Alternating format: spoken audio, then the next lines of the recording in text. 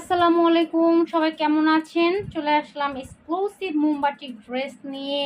এই গরমে আরামদায়ক বেক্সি বাটিক মোমের মধ্যে করা আছে খুব সুন্দর ড্রেস। চলে যাব ড্রেস দেখাতে। তো ফার্স্টে আমি কোন কালারটা দিয়ে স্টার্ট করব? আচ্ছা, ফার্স্টে আমি এই ডিজাইনটা দিয়ে স্টার্ট করি। এটা হচ্ছে খুব সুন্দর কোঠা ওড়নার, মোট 5টা কালার আছে। হ্যাঁ, কোঠা ওড়নার মোট 5টা কালার। আমি বেগুনি কালারটা দিয়ে স্টার্ট করছি।